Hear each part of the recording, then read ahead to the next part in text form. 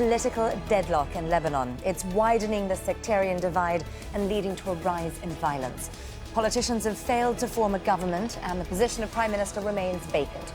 So who can lead the country out of crisis? This is Inside Story.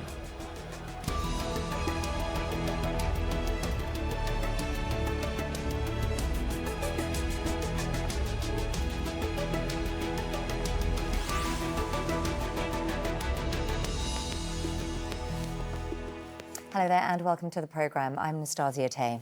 Now, there had been more than 40 days of largely peaceful protests in Lebanon. But as the political stalemate continues, the country is sliding into turmoil. And in recent days, the demonstrations have turned more violent. On Sunday, supporters of the two main Shia groups attacked protesters in Beirut. And then unrest followed in other parts of Lebanon with various sectarian backgrounds.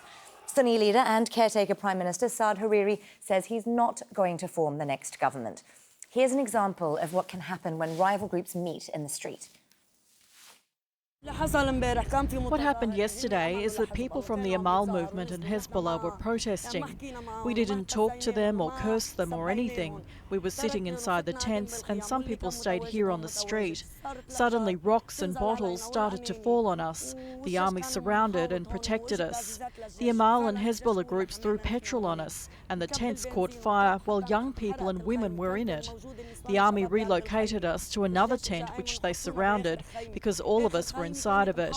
One Amal supporter shot in the air to disperse people, and the army also fired a shot in the air, so they left. If the army hadn't done that, they wouldn't have left. Our correspondent Zaina Khouri has more from Beirut.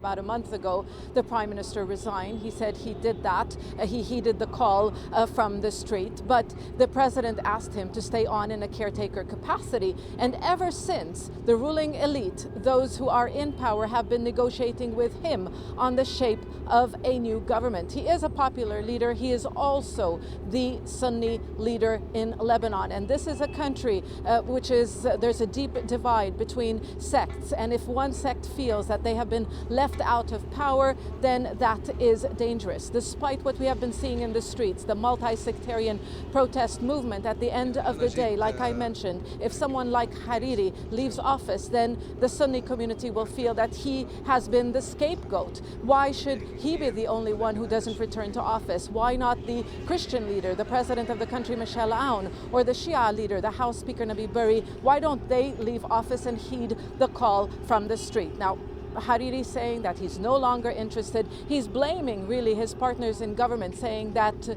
you have been blaming me for standing in the way of a solution, that I have been insisting that I am the only one who should return to office. So now I'm stepping out of the way. You can form a government on your own. What Hariri has just done really is put the ruling elite, the Hezbollah-led alliance, in a corner, because if they go ahead and form a government, it will be considered a one-sided government, which is unlikely to get the support of the international community. Well, let's take a look at just how we reached this current political crisis. Nationwide protests began in October against high living costs, poor public services and government corruption. Now, by the end of the month, Prime Minister Saad Hariri had then stepped down. Reforms were proposed, a new Prime Minister considered, but it wasn't enough to appease protesters, and former Finance Minister Mohammed Safadi was forced to abandon his bid to lead the government. Meanwhile, normal life has been put on hold across the country. The unrest has disrupted banks, schools and universities, all of which have at times been forced to close their doors.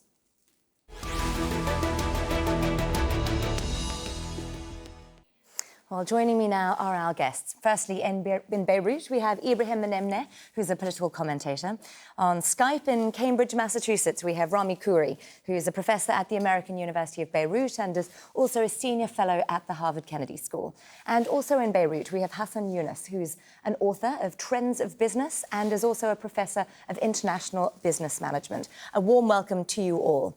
Now, I do want to start with this announcement by Saad Hariri that he doesn't want to form a government. He doesn't want to be the new Prime Minister. Rami, did this come as a surprise? What is Hariri thinking here?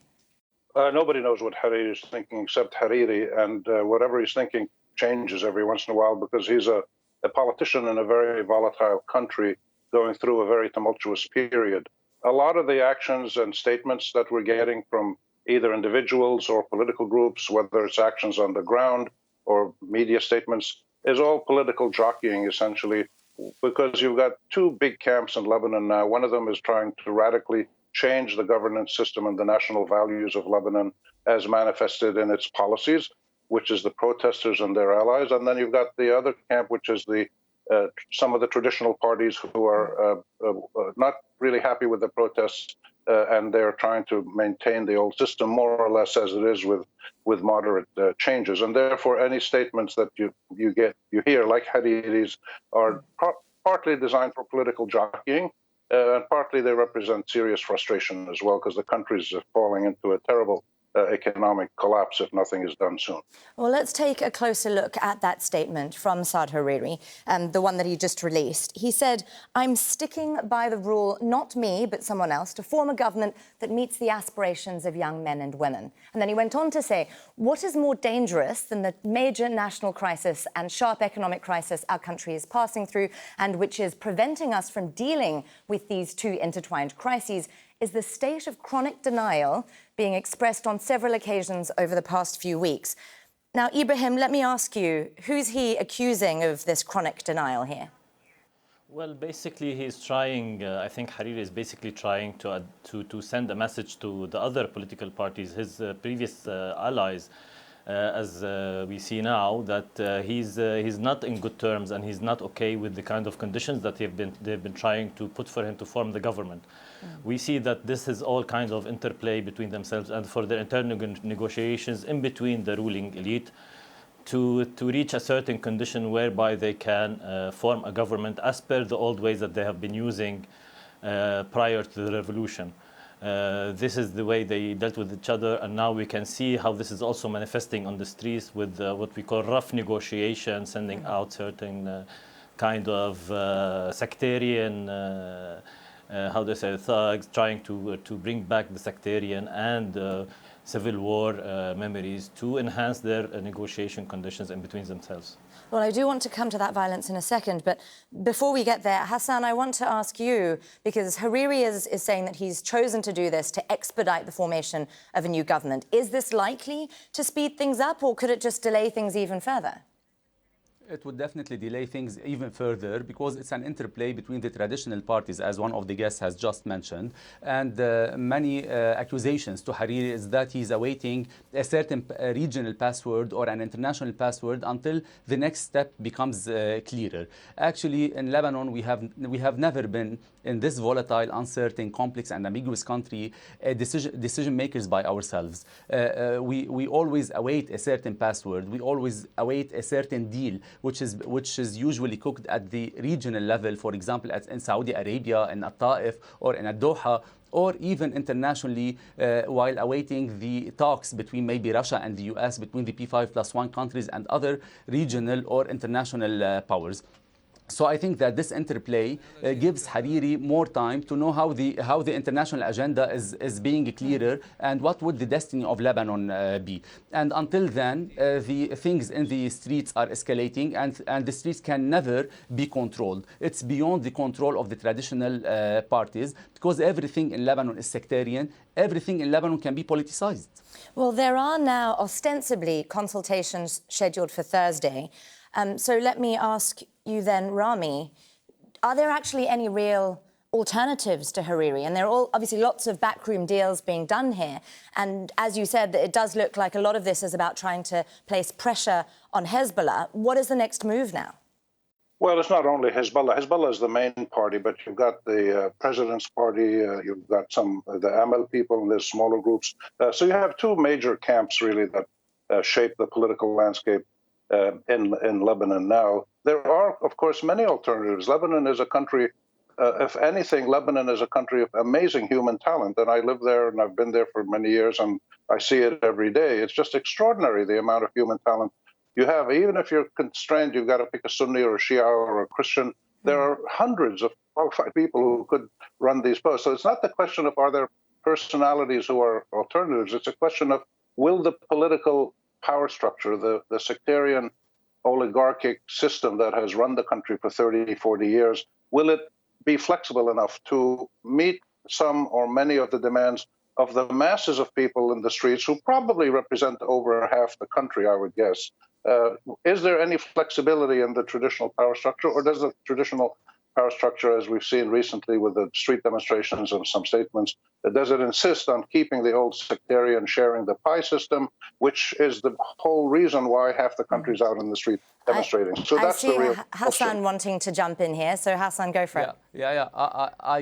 I guess that we score zero on flexibility and agility. The traditional powers who have been in government or in parliament or heading the main positions, the major power structure of the country, won't resign or won't give up very quickly. It will take months and months. Especially that, as I've said before, we can decide on our own. And even the protesters' demands are not clear. There is no consensus on a clear fiscal policy or monetary policy, or what's the alternative of the current government. Maybe chaos would be the other alternative.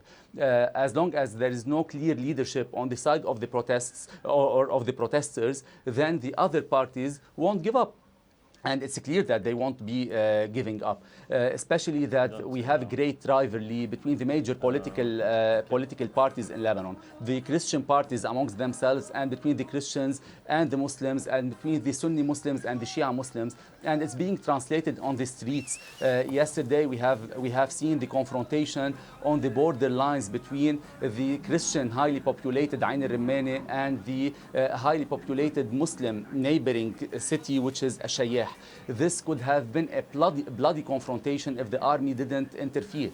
I think that things are escalating in can I make an intervention, unanticipated manner. Yeah.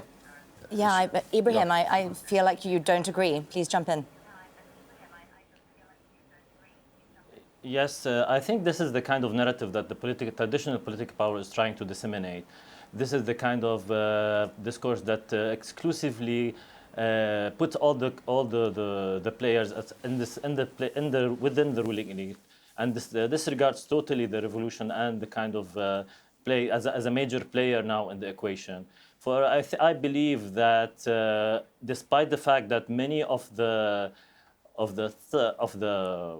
violence that's been happening on the street, as Hassan mentioned, has been initiated by the ruling elites groups, but nevertheless we have to look on the other side and see the response of the protesters. They have been sticking to the peaceful protest, and day by day, and today we have a sit-in for the mothers in Shia and Ain al-Rimmani to send a clear message that we will not go back to the civil war and the memories of the civil war. This is the kind of narrative that the traditional powers are trying to disseminate, to create. Okay, how can you guarantee that all the protests? Just a moment. If I may ask, so that it's a dialogue. Yes, how can you make sure that all the protests are for this peaceful kind of revolution? What about blocking the roads on very sensitive areas, for example, in An-Naame, which is the entrance to the south, which is usually let me answer for you, Hassan. Let me answer. The street, yeah, just a moment, and the streets are not. Let me answer you, Hassan. For example, are not within the control. Yeah, sure. Go ahead, Ibrahim. Sure. Please, the blocking the roads have been peaceful, and there has been not a single violent act against any person on the streets, except from the traditional powers themselves against the protesters. So this is the big indicator of how peaceful this protester is. Of course, this is one of the protester tools to block the roads, and despite it being a severe tool, but it has been used, and now they are not being used. It's not been in use for quite a while in response to the people's demand. Let's get back one thing clear. All the violence that has been initiated in the past 40 years. Gentlemen, I'm going to jump in here because I think we can all agree that ultimately this is about different narratives, right? Everyone's going to be pointing fingers at everyone else. And I do want to point out that up until very recently... just a moment. Hassan, let me finish. Yeah. Up until very recently, these have been largely peaceful protests. And just in the last few days, we have seen groups of primarily young men coming out, and some have been vandalizing shops, they've been setting cars on fire. We've heard that they've been chanting Shia. Some of them are from Hezbollah, some of them are affiliated with Amal. Sure. I mean, and they've identified themselves as being that. So, Rami, let me turn to you here. Do you feel like this is a turning point for the movement, a turning point for the protest movement and also for the dynamic on the streets? Yes, it certainly is a turning point. It's even more than a turning point. It's really a moment of historical reckoning for the country of Lebanon. And Lebanon is really different from Arab countries, other Arab countries in many ways, but in many ways it's not different. It's a country now that's ravaged by poverty, corruption, mismanagement, a political elite that treats its people almost with disdain. If they go on for 45 days now and there's no real serious attempt to form a government while the lira is declining and economic stresses are growing and poverty is expanding, the debt is booming. So it's an incredible mirror of the incompetence of the ruling elites and almost all the Arab countries, not all of them. So this is a moment that really challenges whether Lebanon as a sovereign country can manage itself well. We heard from one of my colleagues that foreign people often determine everything that goes on in the country. That's true, but it happens with the consent of the Lebanese. So the protesters are basically saying, we want to stop the tradition of the last 30, 40, 50 years of mismanagement and government, and not because of any ideological reason. We don't like Iran, we don't like Saudi Arabia. No, it's because two-thirds of the country is poor and prices are increasing and there's no hope for the young people. And that's why you've got all these high school kids out there on the street. So this is a historic moment where the Lebanese really face themselves in a mirror and have to decide, are they a serious country or are they basically just a bunch of sectarian clubs and militias that are going to keep dueling it out on the streets while the masses of people immigrate or suffer? That's the real question.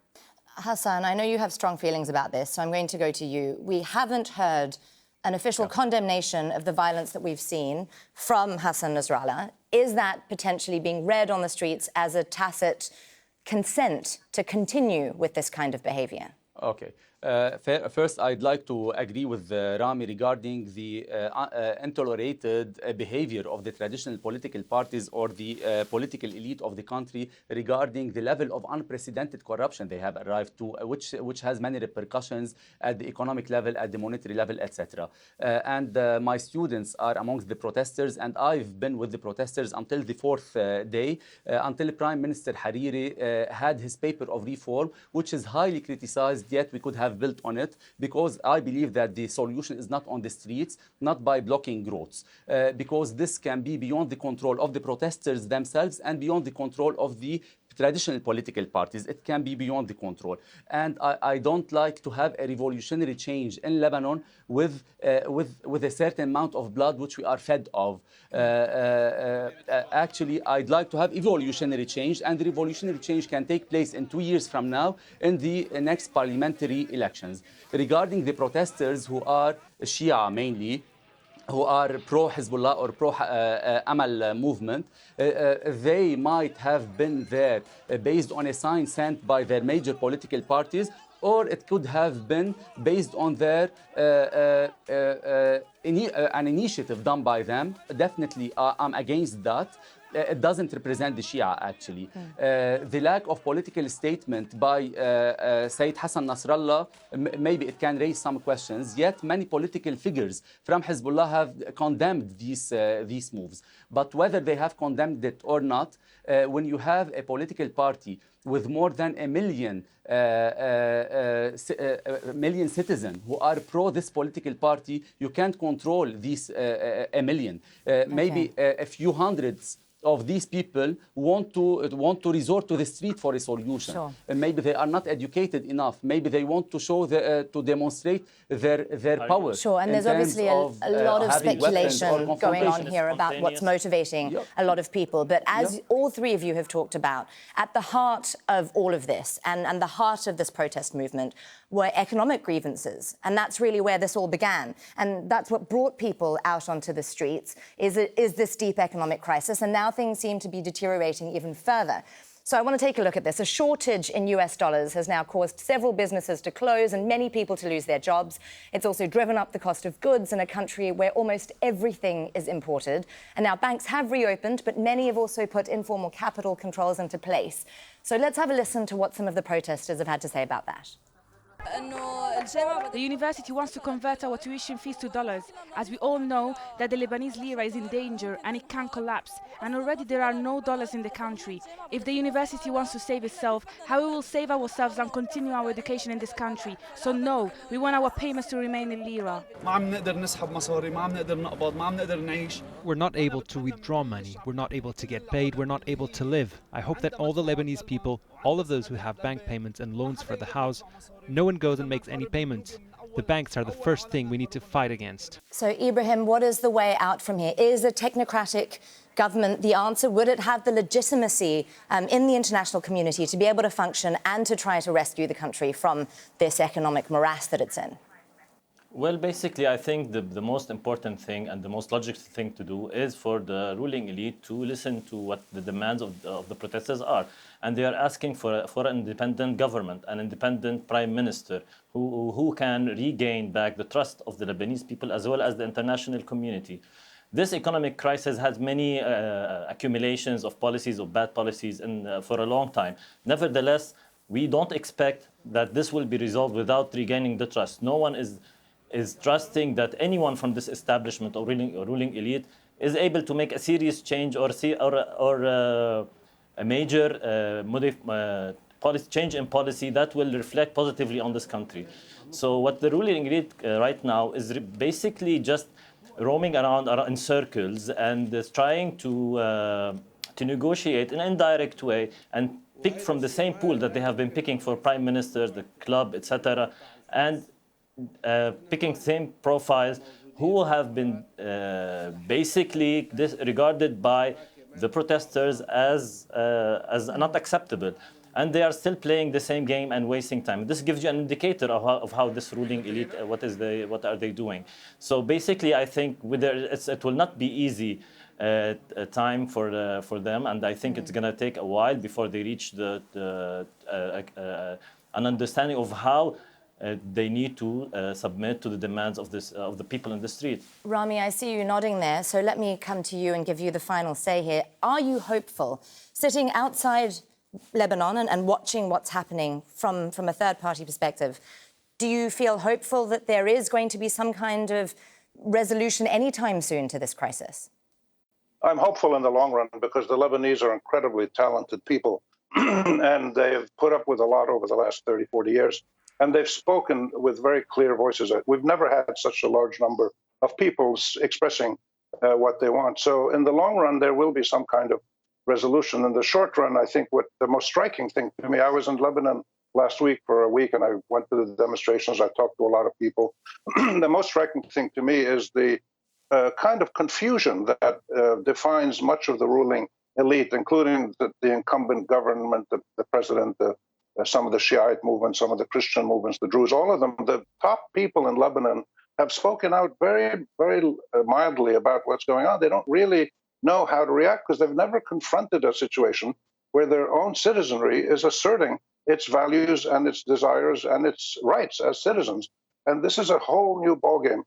We saw it in Sudan, we saw it in Algeria, we've seen it in Tunisia. This is where Lebanon is part and parcel of the entire Arab world. And the real challenge is the challenge of statehood and good governance. And the citizens are saying, we have a voice in this. It's going to be bumpy for some months, I think, until enough people in the whole country suffer from the economic collapse and they say we can't live like this anymore. Or some external powers step in and help fix the situation with huge injections of money. But that's been part of the problem in the past. So it's really a change in the whole governance system that is what is required. And the governance system in place now is unlikely to give in to that totally. So we have to look for a compromise. And the place to look right now is the new government that might be formed. How many technocrats, independents, how many old guard, how many mild old guard people, some kind of compromise that starts the political process and immediately deals with the stabilization of the economy, because that's the real key issue right now. And as you say, certainly a bumpy road still ahead, a road which we'll be continuing to watch very closely. Thank you to all of our guests. That's Ibrahim Mmm-Nam-nae, Rami Khouri and Hasan Youness. And thank you too for watching. You can see the programme again anytime by visiting our website, aljazeera.com. And for further discussion, do go to our Facebook page. That's facebook.com/AJ Inside Story. And you can also join the conversation on Twitter. Our handle is @AJ Inside Story. From me, Nastasya Tay, and the whole team here in Doha. Bye for now.